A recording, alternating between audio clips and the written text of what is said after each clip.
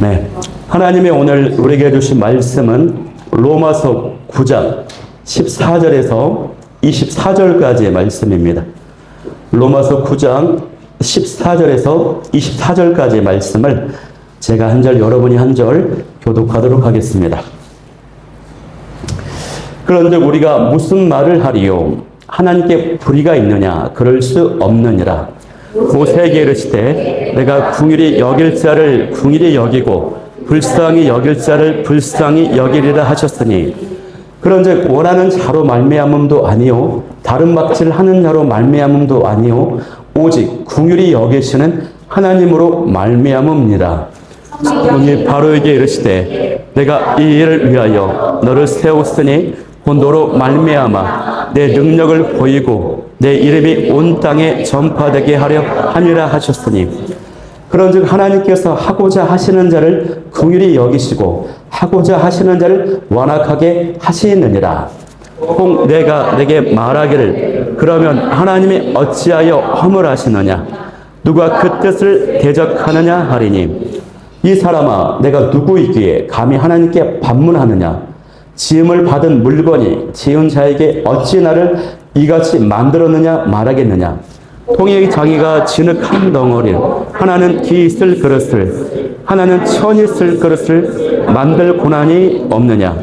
만일 하나님이 그의 진노를 보이시고 그의 능력을 알게 하고자 하사 멸하기로 준비된 진노의 그릇을 오래 참으심으로 간용하시고, 또한 영광 받기로 예비하신 바 긍휼의 그릇에 대하여 그 영광의 풍성함을 알게 하고자 하셨을지라도 무슨 말을 하리요? 함께 읽겠습니다. 이 그릇은 우리니 곧 유대인 중에서뿐 아니라 이방인 중에서도 부르신 자니라. 아멘.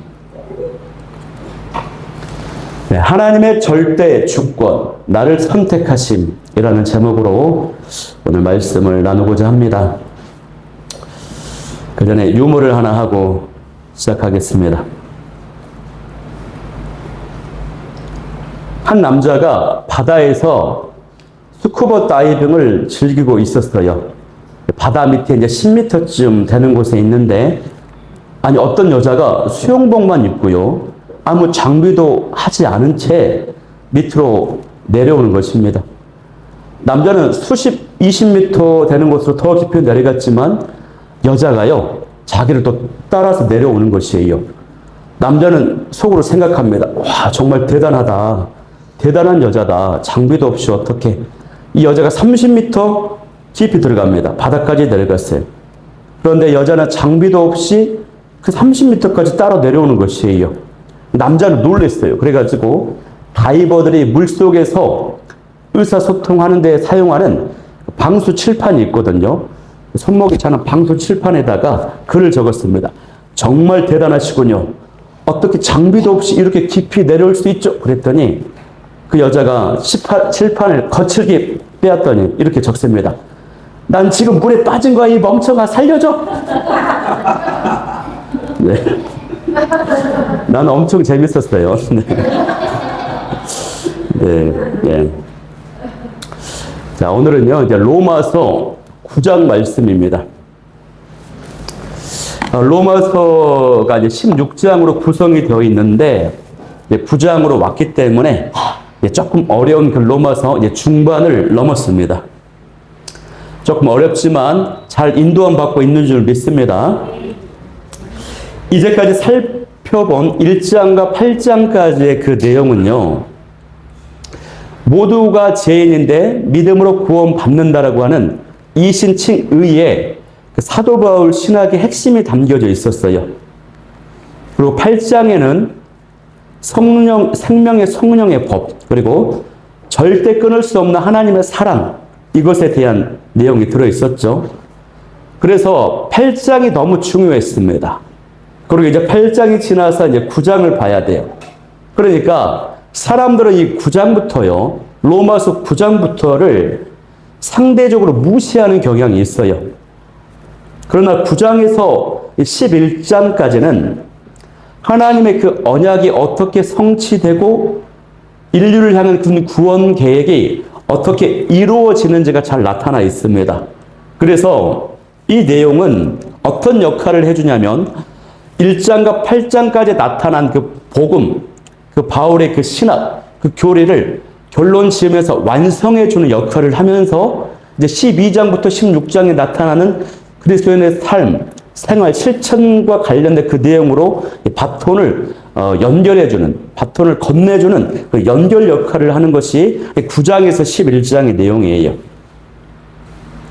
오늘 여러분이 오늘 이 9장 말씀을 잘 집중해서 들으면 하나님의 절대 주권, 그리고 그 선택이 무엇인지를 이해하게 될 것입니다. 그리고 그 이해를 통해서 저와 여러분은요, 나를 선택해 주신 하나님의 그 사랑과 그 은혜에 감격하며 감사와 찬양을 올려드릴 수 있으리라 믿습니다. 자, 9장 1절에서 3절의 그 내용을 보면 어떤 내용이 있냐면, 자신의 동족인 이스라엘 민족을 향한 사도 바울의 아픈 마음이 나타나 있어요. 사도 바울이 이스라엘 민족 때문에 왜 아파하고 신음하고 있을까요? 그것은요, 자신의 동족 이스라엘의 대다수가 예수님을 믿기를 거부합니다. 그래서 구원받는 일에서 제외가 되었기 때문이에요. 그 사실 때문에 사도 바울의 마음이 너무 아픈 거예요. 여러분, 사도 바울은요, 이방인의 사도였습니다. 그리고 자신이 사역을 할 때마다 자신을 핍박하고 집요하게 괴롭혔던 대부분의 사람들이 바로 이스라엘 사람, 유대인들이었거든요. 그럼에도 불구하고 사도 바울이 자신의 그 동족인 유대인들을 사랑하는 것입니다. 얼마나 사랑을 했던지 9장 3절 말씀에 보면은 자신이 저주를 받아서 구원받지 못할지언정 내 형제, 내 고륙, 내 친척들은 구원받았으면 좋겠다, 이렇게 고백합니다. 이것은 성령께서 증언하고 있는 사도 바울의 진심이었어요. 이 마음이 어떤 마음과 같냐면, 출애굽기 32장에 가면은 모세가요, 시내산에 올라갔을 때 이스라엘 백성들이 모세가 돌아오지 않으니까 금송아지를 만들어서 우상을 숭배합니다. 그 모습 보고 하나님이 이스라엘을 전부 다 쓸어버리겠다라고 마음을 먹으셨어요. 그러자 모세가 이스라엘을 용서해 달라고 간절히 기도합니다. 그렇지 않으면 차라리 내 이름을 생명책에서 지워달라고요, 하나님께 간곡히 호소해요. 내가 구원받지 못하고 영원한 형벌을 받더라도 이 백성만큼은 용서해 달라는 목숨을 건 처절한 중보 기도를 드렸던 것입니다, 여러분. 어떤 부흥 집회에 있었던 일이에요. 어떤 부흥사 목사님이 설교 중에 막 이제 설교하는데 갑자기 성령께서 감동을 주셔요. 어떤 감동이냐면, 앞에 있는 권사님에게 예수님 믿느냐고 물어보라는 것이에요. 새신자도 아니고 권사 직분을 가진 본인이 당연히 믿겠죠. 그래서 이상하다, 그래도 감동이니까 물어봅니다. 권사님, 예수님 믿어요? 그러자 그 권사님이 답변하면, 당연히 믿지요. 왜 그런 걸 물어보셔요? 그래. 또 묻습니다. 예수님 믿으면 어디 가요? 당연히 천국 가지요. 그러면 안 믿으면 어디 가요? 당연히 지옥 가지요. 그랬어요. 그럼 자녀들은 예수님 믿나요? 아, 그건 아니에요. 이렇게 답해요. 또 목사님이 물어봅니다. 오늘 아침밥 먹었나요? 먹었죠. 점심 먹었어요? 먹었지요. 저녁 부흥집회 오기 전에 저녁밥 먹고 오셨어요? 아, 먹었지요. 그러면서 목사님이 정색을 하면서 화를 내면서, 권사님, 거짓말하지 마세요. 예수님 믿으면 천국 가고 안 믿으면 지옥 간다며. 근데 자식들이 예수님 안 믿는데 지옥 가는데 밥이 넘어가요? 넘어가. 이러는 거예요. 권사님이 그 말씀을 듣고 충격을 받았어요. 부흥집회 끝나고요, 밥이 안 넘어가요. 그러면서 이제 자녀들에게 선포합니다. 나는 이제부터 너희들이 예수님 믿기 전까지는 밥을 안 먹을란다, 그래요. 자녀들이 이제 걱정을 하니까 건강 때문에 걱정을 하면 식사하시라고 막 해요. 그러니까 이 어머니가 이렇게 말합니다. 안 먹을란다. 니들 예수님 안 믿으면 지옥 가는데 내가 하루 더 사는 게 뭔 의미가 있다냐. 차라리 굶어 뒤질란다. 집에서 거룩한 시위를 하는 것입니다. 그렇게 3일, 4일 금식을 하니 어떻습니까? 자식들이 어쩔 수 없이 예수님을 믿고 교회를 가게 되었다라고 하는 이야기가 있어요. 여러분, 우리가 9장 1절에서 3절에 나타난 그 사도 바울의 그 심정을 묵상하면서 가족과 형제들의 구원, 또 이웃과 전도 대상자들의 구원과 회복을 위해서 간절히 기도할 수 있기를 바랍니다. 그리고 나에게 고통과 괴로움을 주었던 사람이었을지라도 그를 축복하면서 기도할 수 있는 바울과 모세의 영성이 우리가 가질 수 있길 바라요. 자, 사도 바울은요, 이스라엘이 하나님의 선택을 받은 백성으로서 일반 민족들, 이방인들이 가지지 못한 특별한 것들을 가지고 있다고 말을 합니다. 그 내용이 9장 4절에서 5절의 내용인데 여기 보면은 8가지가 나옵니다. 그것은요, 하나님의 자녀, 양자가 되는 것이 이스라엘 백성들의 축복, 특권을 받았다. 또 하나님의 영광을 볼 수 있었다. 언약을 받았다. 율법도 받았다. 예배를 드릴 수 있었다. 메시아에 대한 약속을 받았다. 또 믿음의 조상들이 있었다. 그리고 가장 중요한 거, 무엇보다 예수님께서 유대인의 혈통으로 이 땅에 오셨다. 이 8가지가 이스라엘 민족이 가지고 있었던 놀라운 특권이라는 것입니다. 여러분, 이 지구상에 민족들이 얼마나 많은지 몰라요. 기존에 따라서 이 몇만 민족까지도 됩니다. 근데 대부분 5,000개, 8,000개로 보거든요. 이 지구상에 80억 이상, 84억의 인구가 살고 있는데 5,000개, 8,000개의 민족들이 살고 있어요. 그 중에서 단 하나의 민족이 바로 이스라엘 민족인데 이스라엘이 받았던 이 놀라운 특권과 축복에 비하면 그들이 지금 예수님을 믿고 구원받게 되는 숫자가 너무 적은 거예요. 바울은 이것이 너무나도 가슴 아픈 것입니다. 여러분, 왜 이런 일이 생겼을까요? 어떤 사람들은요, 이 같은 사실 때문에 이렇게 말합니다. 유대인들에 대한 하나님의 구원 계획이 실패한 것이다. 이렇게 말해요. 또 어떤 사람들은 이스라엘의 대다수가 예수님을 믿지 않아서 구원을 받지 못하는 것이라면 하나님이 이스라엘에게 주셨던 그 특권과 언약과 축복, 이것은 다 이제 취소된 것이고 무효화된 것이다. 사라져버린 것이다라고 생각을 해요, 사람들이. 이것에 대해서 사도 바울이 6절 말씀에서 그렇지 않다라고 밝힙니다. 사도 바울의 대답이 뭘까요?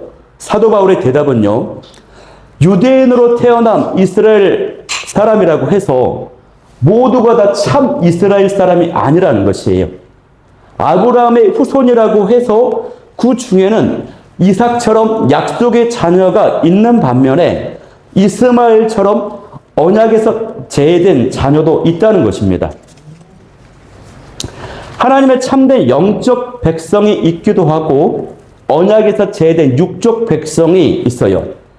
에서와 야곱도 마찬가지입니다. 심지어 에서와 야곱은요, 어떻습니까? 쌍둥이 형제예요. 같은 어머니 뱃속에서 태어났거든요.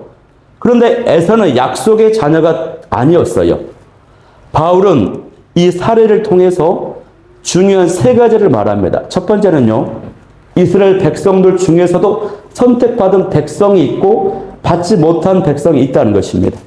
두 번째는 누가 선택이 되고 누가 선택을 받지 못하는가 하는 것은 하나님의 전적인 절대 주권에 달려 있다는 것입니다. 인간의 행위나 노력이 있지 않고 하나님의 주권적 선택에 달려 있다는 것이에요. 세 번째는 그러므로 이스라엘에 대한 하나님의 그 계획은 실패한 것이 아니다. 참 이스라엘을 통해서 진행되어 가고 있고 이것은 이루어질 것이다. 그 약속과 계획들이 이렇게 이제 설명을 하는 것이 이것이 9장의 전반부의 내용입니다, 여러분. 이게 13절까지의 내용이거든요.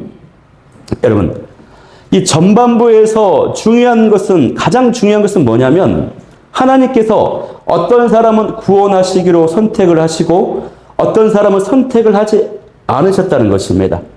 이것은요, 사람이 태어나기 전에, 자녀들 잘 들어보세요. 사람이 태어나기 전에 계획된 일이기 때문에 어떤 행위나 노력이나 간절히 소망한다고 해서 되는 것이 아니에요, 여러분. 이것이 뭐냐면 바로 예정교리라고 하는 것입니다. 이것이 선택교리라고 하는 것이에요. 그런데 이러한 내용에 대해서 사람들이 의문을 제기하고 비판적인 질문을 던집니다. 사도 바울은요, 이제까지 여기저기 교회를 세우고 사역을 하면서 하나님의 구원하심의 방법과 선택에 대해서 막 설명하고 이야기할 때에 그것을 듣고 많은 반론과 문제제기 질문을, 공격적인 질문을 받았어요. 그래서 그럴 때마다 답변하고 정리를 했거든요. 오늘 본문도 사도 바울이 가상의 질문자를 설정해 놓고 하나님의 그 선택하심에 대한 그 답변을 하는 것입니다. 자, 그러면 하나님의 이 주권적 선택하심에 대해서 사람들이 제기하는 그 비판, 이 두 가지가 있거든요, 크게. 그 두 가지 중에 첫 번째 문제 제기가 뭐냐면, 하나님이 인간의 조건이나 어떤 노력이나 행동과는 상관없이 오직 하나님의 무조건적인 선택에 따라 어떤 사람은 구원하고 어떤 사람은 버리신다면, 그렇다면 그것을 하나님이 정의로운 분이라고 볼 수 있냐 하는 거예요. 하나님이 너무 불의한 거 아니냐? 불공평한 거 아니냐? 사랑도 없고 긍휼도 없고 불쌍히 여기는 그런 마음이 없는 분 아니냐? 이 질문인 것입니다. 그 내용이 14절이에요. 14절 한번 합독해 볼게요. 시작. 그런즉 우리가 무슨 말을 하리요? 하나님께 불의가 있느냐? 그럴 수 없느니라. 자, 이에 대한 사도 바울의 답변은요, 이제 그럴 수 없다라고 하면서 15절과 16절에서 이제 설명합니다. 그 내용을 보면은 먼저 모세에게 하신 그 말씀을 인용하면서 하나님의 본성이 긍휼이 많으신 분이다, 사랑이 많으신 분이다라고 밝혀요. 여러분, 우리가 이 선택 교리를 바르게 이해하기 위해서는 먼저 그 전에 대전제가 있어요. 이게 가장 중요한데, 그것은 뭐냐면 우리 모든 인류는 이미 다 죽었어야 했다는 것입니다. 아니, 이미 다 죽었어요. 죄 때문에 모두가 다 죽임을 당했습니다. 이것을 대전제로 하고 가야 돼요. 그래서 이 전제를 빼버리면 받아들이기 힘드는데, 그런데 그 가운데서 심판을 받지 않도록 하나님의 긍휼과 사랑으로 누군가가 선택을 받은 것이고요. 그래서 여러분, 이것이 그 선택을 하신 것이 하나님의 사랑, 하나님의 불쌍히 여기시는, 긍휼히 여기시는 그 본성 때문에 하나님의 선택을 하셨다는 것입니다. 하나님 불의한 분이 아니에요. 사랑과 긍휼과 은혜가 많으신 분이라고 지금 사도 바울이 밝히고 있어요. 15절을 보면 이렇게 말하죠. 모세에게 이르시되 내가 긍휼히 여길 자를 긍휼히 여기고 불쌍히 여길 자를 불쌍히 여기리다 하셨다. 16절 하반절에도 보면은 오직 긍휼히 여기시는 하나님의 말미암음으로 된다 그랬어요. 막 다른 박질하고 노력해서 되는 게 아니라는 것입니다. 여러분, 그러므로 여러분, 우리가 하나님의 그 성품을 꼭 기억하면서 저와 여러분은 기도할 때 어떻게 기도해야 됩니까? 하나님의 그 성품을 알고 그 성품에 호소하면서 기도해야 돼요. 하나님, 나를 불쌍히 여겨주세요. 긍휼을 베풀어 주세요. 그렇게 하나님의 그 본성, 성품에 직통으로 호소하면서 기도하면 하나님이요, 바로 응답을 해 주십니다. 그 은혜를 경험할 수 있는 주인공이 되길 바라요. 자, 그러면 이번에는 선택을 받지 못한 사람들의 입장에서 한번 생각을 해볼게요. 하나님은 불의하시다라고 생각하는 그런 비판에 대해서 생각을 해보겠습니다. 오늘 말씀은 여러분, 성경적 구원론의 핵심이에요. 조금 어렵더라도 집중해서 한번 들어보세요. 우리가 그리스도의 장성한 분량에 이르려면 부드러운 우유 같은 걸 뿐만 아니라 단단한 음식도 먹을 수 있어야 됩니다. 에이, 나는 이미 예수님 믿는데, 구원 받았는데 저게 나랑 무슨 상관이야 생각하지 마시고, 여러분이 이 내용을 잘 들어서 내가 신앙이 약한 누군가에게, 그 누군가에게 설명을 해줄 수 있어야 된다, 그럴 정도로 내가 준비되겠다, 이런 마음으로 한번 들어보세요. 자, 선택을 받지 못한 사람들의 입장에서는 하나님이 불의하다라고 할 수 있습니다. 그런데 이에 대한 사도 바울은요, 17절에서 뭐라고 말하냐면, 바로에게, 애굽 왕 바로에게 하셨던 말씀을 인용합니다. 17절 말씀도 합독해 보겠습니다. 시작. 성경이 바로에게 이르시되 내가 이 일을 위하여 너를 세웠으니 곧 너로 말미암아 내 능력을 보이고 내 이름이 온 땅에 전파되게 하려 함이라 하셨으니. 아멘. 자, 이 17절의 내용이 어떤 뜻이냐면요. 하나님께서 누군가를 선택하셔서 그 사람을 완악하게, 불순종하게 만든 것도 하나님의 성품에서 비롯된 것이라는 것입니다. 예를 들면 하나님이 애굽의 바로 왕을 세웠거든요. 선택해서 세웠어요. 그런데 하나님의 바로의 마음을 완악하게 만들어서 하나님의 능력과 영광이 이 그 땅 가운데 나타나도록 하셨다는 것입니다. 만약에 바로가요, 완악하지 않고 불순종하지 않았다면 10가지 재앙이 나타나지 않아요. 그러면 하나님의 영광과 능력도 나타나지 않아요. 그러나 바로가 마음이 완악해졌고 불순종했기 때문에 10가지 재앙이 나타나서 하나님의 능력을 보게 되었던 것입니다, 여러분. 그러니까 하나님은 때로는 어떤 사람의 마음을 완악하게 하셔서 하나님의 뜻과 능력을 보여주실 때가 있어요. 그러므로 완악하고 이해하기 힘든 어떤 사람을 만났다. 갑자기 이 사람의 마음이 완악해졌다. 그럴 때 여기 하나님의 선하신 계획이 있나 보구나 하고 받아들일 수 있길 바랍니다. 갑자기 남편이, 아내가 갑자기 바뀌어가지고 막 입에서 막 용가리 불을 뿜습니다. 분노에 막 말을 쏟아낼 때 갑자기 완악해졌어요. 하나님의 뭔가 뜻이 있나 보구나 하고 받아들일 수 있길 바라요. 자, 그런데 여기서 우리가 절대 오해를 해서는 안 되는 게 뭐냐면, 제가 방금 설명할 때 하나님께서 바로의 그 마음을 완악하게 만들었다라고 했죠. 그 뜻은 하나님이 적극적으로 바로의 마음에 개입하셔서 바로의 마음을 불순종하도록 완악하게 만들었다라고 하는 그 뜻이 아니라고 하는 것이에요. 이 뜻은 뭐냐면 하나님께서 내버려 두셨다, 상관하지 않으셨다라고 하는 것입니다. 하나님의 내버려 두시니 어떻습니까? 사람은 자연적 본성대로 두면은 악하거든요. 불경건하고 불의해요. 그냥 내버려 두면은 그 자연적 본성대로 불순종하고 완악하고 교만하게 된다는 것입니다. 그래서 이것이 그냥 바로를 내버려 두셨다라고 하는 뜻이에요. 이것이 하나님의 심판인 것입니다. 그렇기 때문에 이들의 문제 제기가 잘못된 것이라는 것입니다. 여러분, 하나님께서 우리의 삶에 개입하시고 간섭하시고 하는 것이 얼마나 큰 축복인지 몰라요. 얼마나 큰 은혜인지 모릅니다. 하나님의 주변 사람들을 통해서 예배 드려라, 기도해라, 성경 좀 봐라, 교회 나와라. 그것이 우리가 볼 때는 참 불편해요, 힘들어요, 내 마음대로 할게요, 저 좀 자유롭게 내버려 두세요 하고 그렇게 둬버리면 어떻습니까? 그 결과는 불순종, 완악함, 재앙, 실패, 패가 망신이에요. 왜 그렇습니까? 내 안에는 선한 것이 하나도 없기 때문에 그래요.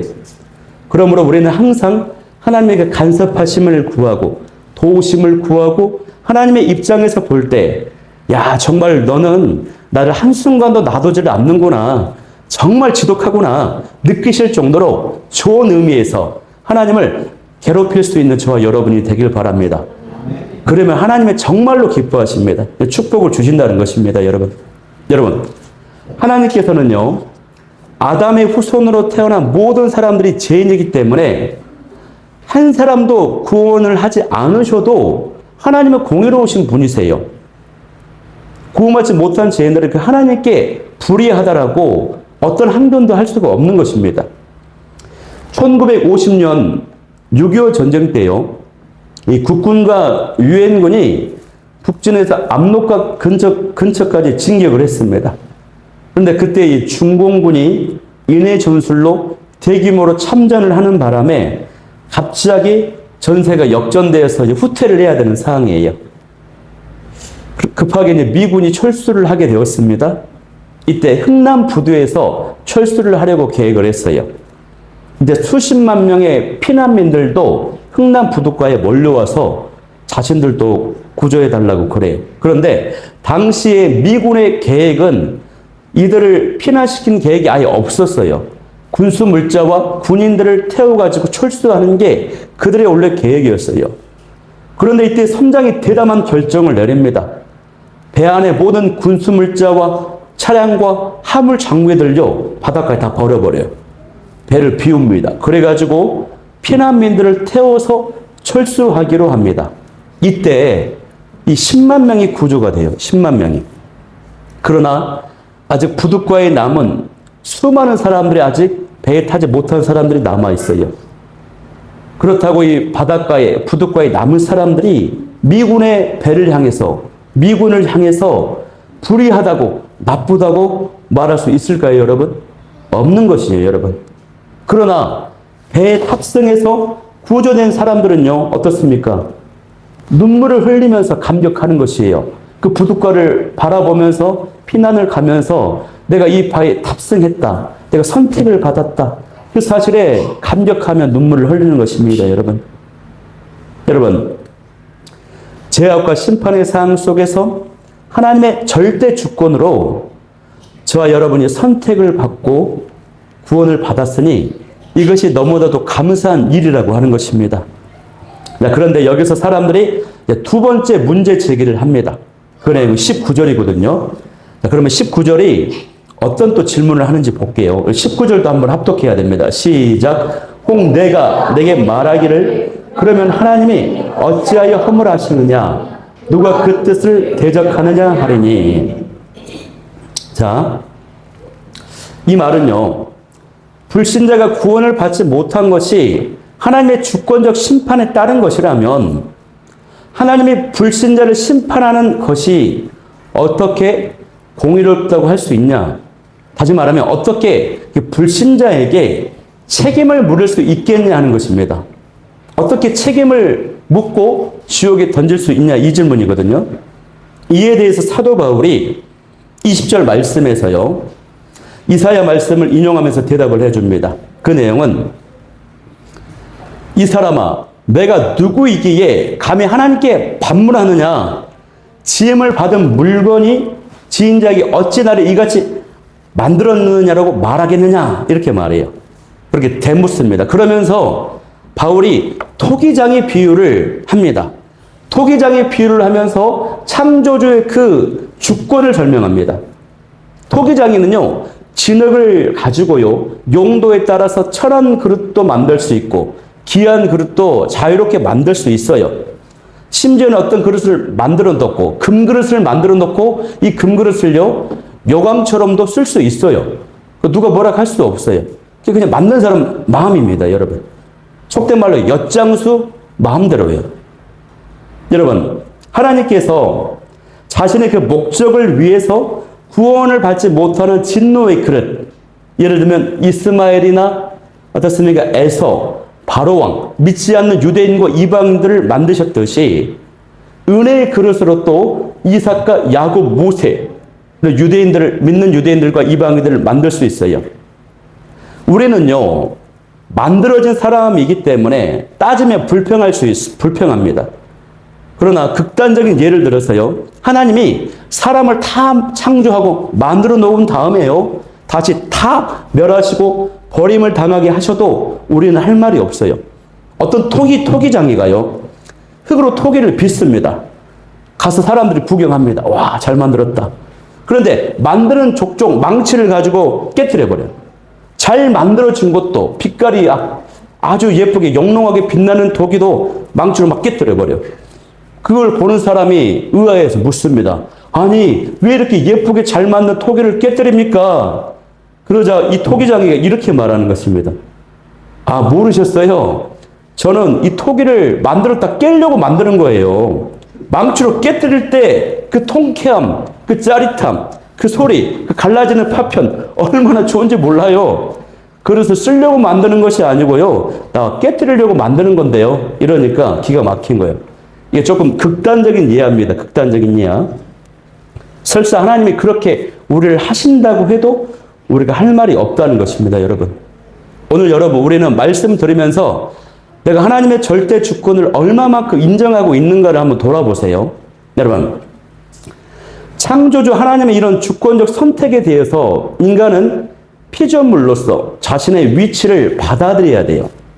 그런데 우리의 문제는요, 하나님의 그 고유한 고난, 그 절대 주권의 그 영역을 너무나도 인정하지 않으려고 하는 태도가 있어요.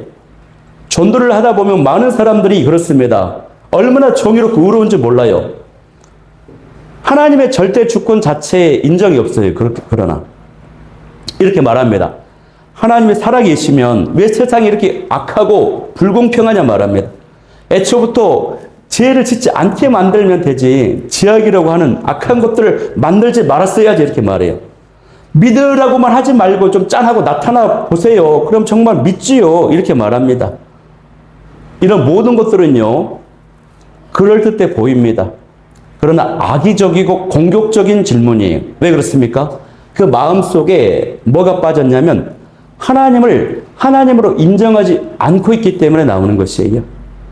하나님의 만드신 창조의 질서, 하나님이 주신 구원을 주신 그 법, 하나님이 이 세상을 이끌어가는 그 섭리와 방식, 행하고자 하시는 그 계획, 하나님의 그 하나님 대신 너는 피조물로서의 그 인간의 그 한계, 이런 모든 것들을 인정하지 않기 때문에 나오는 질문인 것입니다.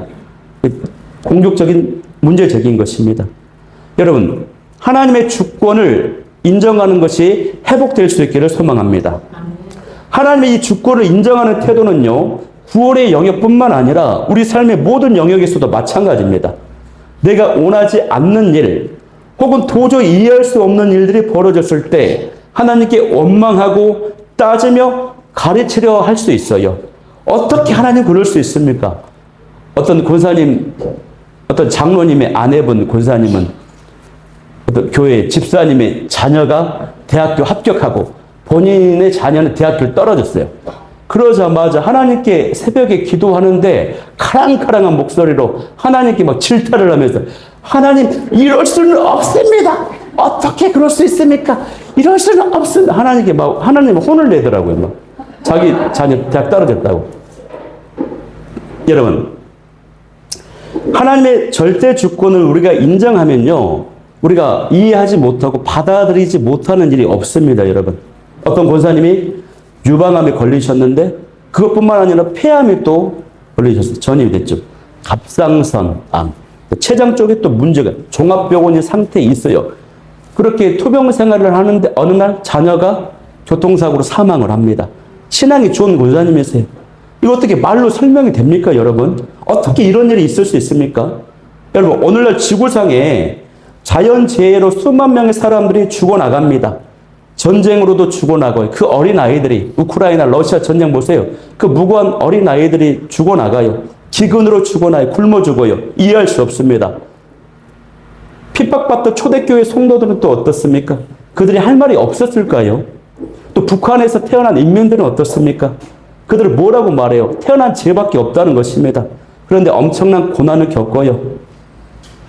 그런데 이런 이해할 수 없는 이 모든 것들에 대해서요, 이미 성경에 욥기서가 답변을 합니다. 뭐라고 답변하냐면 역설적인 해답을 줍니다. 우리에게. 그것은요, 유한한 인간은 무한한 하나님의 그 놀라운 뜻과 섭리를 절대 이해할 수 없다는 것입니다. 이게 바로 욥기서가 주는 해답이에요. 그런데 사람들의 모든 것을 항상 이해하려고 해요. 그래서 이해되지 않아서 고난을 받을 때 답답하고 너무 힘들어해요. 그러나 여러분, 나는 지음받은 인간이기 때문에 하나님의 절대 주권과 그 고난을 인정하면 이해하기 어려운 일일지라도 얼마든지 그럴 수 있겠다, 그럴 수도 있지라고 수용할 수 있게 된다는 것입니다. 태어날 때부터 주어진 나의 모습, 나는 남자로 태어나고 싶었는데 여자로 태어난 분도 있을 것이고, 나의 조건, 나는 머리털이 좀 많았으면 좋겠는데 머리털이 없어요. 나의 능력, 나의 환경, 나는 미국에서 태어나고 싶었는데, 나는 부잣집에서 태어나고 싶었는데, 이런 모든 것에서 원망하고 불평하는 것이 있다면 그 자체가요, 창조주 되시는 하나님의 주권을 인정하지 않는 태도라고 하는 것입니다. 저와 여러분은 하나님의 주권을 인정하고 겸손하게 나아갈 수 있기를 소망합니다. 제가 예전에도 나눈 예화인데요. 어떤 수백 명의 청년들이 모여있는 집회가 아주 은혜롭게 수련회가 드려지고 있었어요. 어떤 목사님이 말씀을 은혜롭게 전한 다음에 간증을 해보라고 했어요. 간증을. 청년들 받은 은혜 간증을 한번 나눠보세요. 그런데 모두가 조용해요. 아무도 나서질 않아요. 그런데 저쪽에 구석에 있던 어떤 남자가 일어났어요. 근데 그 남자가요, 큰 장애를 가지고 있어요. 뇌성마비 환자입니다. 몸이 뒤틀려 있어요. 제대로 걷지를 못하고 비틀비틀 걸어요. 말도 제대로 못하고 표정도 일그러져 있어요. 그런데 그 청년이 일어서서 중앙 통로를 향해서 위태위태한 모습으로 막 걸어옵니다. 그 모습을 보고 주변에 많은 청년들이 킥킥대게 웃어요. 비웃어요. 조롱합니다. 정말 이러면서 조롱하면서 비웃죠. 킥킥댑니다. 이제 강사 목사님이 그 청년이 어렵게 강단에 올라왔을 때 마이크를 딱 건넸습니다. 불완전한 자세로 이 뇌성마비 장애인이 이렇게 고백합니다. 예수님, 사랑합니다. 하나님, 감사합니다. 이렇게 했어요. 떠듬떠듬 말을 했죠. 순간 조용해졌어요. 여전히 어떤 친구는 막 킥킥대고 웃는 친구가 있어요. 저쪽 구석에서 어떤 자매가 흐느껴 울기 시작합니다. 어떤 자매가 그 고백을 듣고 흐느껴 울어요. 그 소리를 듣고 그 주변에 있던 형제 자매들이 또 울기 시작합니다. 그 울음이 파도를 타고 점점 울음 바다를 만들어 버렸어요. 그 집회장이 온통 울음 바다로 예수님의 그 구원하심과 하나님의 그 절대 주권, 나는 왜 이렇게 공부도 못하고 이런 집에서 태어나게 하시고 이걸로 만들었다라고 하는 그런 비교식과 열등감에 사로잡힌 청년들이 그 고백 때문에 다 회복됐어요. 하나님의 절대 주권을 인정하게 되었다는 것입니다. 여러분, 우리가 오늘 이 말씀에서요, 붙들어야 되는 것은 하나님의 선택하신 그 은혜가 나에게 주어졌다라고 하는 사실입니다. 이미 택한 나를 구원하시기 위해서 예수님은 십자가에 죽게 하셨습니다. 이 하나님의 그 사랑과 은혜를 잊지 말고, 그러면서도 내가 이해할 수 없는 상황이 있지라도 하나님의 그 절대 주권과 그 섭리를 받아들이면서 나아갈 수 있는 저와 여러분이 될 수 있기를 축복합니다. 오늘 말씀 붙잡고 기도할 때 첫 번째, 긍휼과 은혜가 많은 하나님 앞에 겸손하게 긍휼과 은혜를 구하게 하여 주옵소서. 두 번째는 내가 구원받기로 선택받았다라고 하는 사실로 인해서 항상 감사와 찬양과 영광을 돌리게 하여 주옵소서. 세 번째는 어떤 상황 가운데서도 하나님의 그 창조주 되심과 절대 주권을 인정하게 하여 주옵소서. 우리 하나님 한 번 더 나를 찬양하며 기도하도록 하겠습니다.